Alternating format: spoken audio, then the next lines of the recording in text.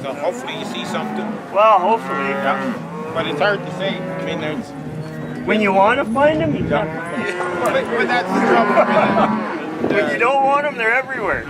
So as you can see here, this is some of the damage done from elk antlers rubbing up against the fence posts. They eventually knock them down. As you can see, it's pretty loose here. And you can also see how loose the barbed wire is.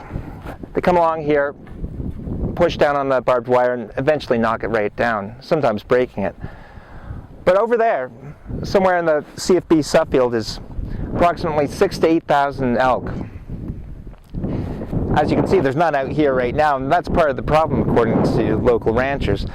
As the hunting season starts on outside the base, the elk have a tendency to move into the base, and vice versa.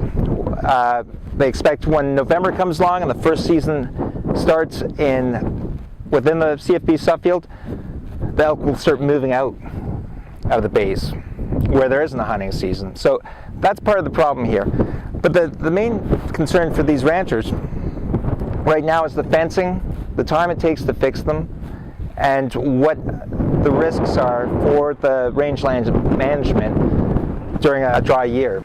They've started to whittle that down with their antlers. This one isn't too bad yet, but you get enough of them rubbing on the same post and they will whittle it down to a baseball bat. And then this is a daily thing where they knock these wires down. This isn't too bad of a spot yet, but it's still bad enough that it won't keep cattle in. And we have to maintain it daily. And how many of these in a year do you have to replace?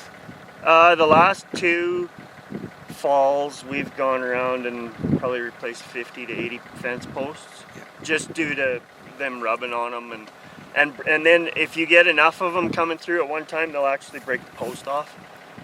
And there's been lots of places where there'll be 2 or 3 posts in a stretch when the whole fence is laying over from them crossing. And then of course they snap the wires lots of times, and there'll be all the wires broken. And so our workload has gone up so much fixing fence that we're considering next year hiring a 3rd person just to fix fence because of the elk damage.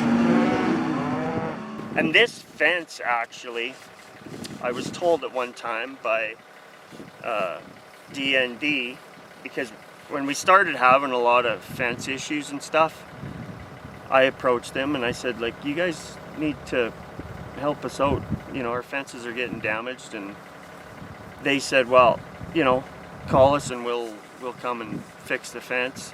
So I did that. I would wait 2 months before they would come and fix the fence. Well, we can't wait that long because we got cattle on this side of the fence. It needs to be fixed right away. But the trouble is they don't have enough staff to cover all the fence that surrounds the whole base and to be everywhere at all times. So we end up fixing it. And I was told that really we're not supposed to even touch this fence because it's their fence. They put it in, and it's actually supposed to be on their property line. But if we don't fix it, they're not going to come out here tomorrow and fix it.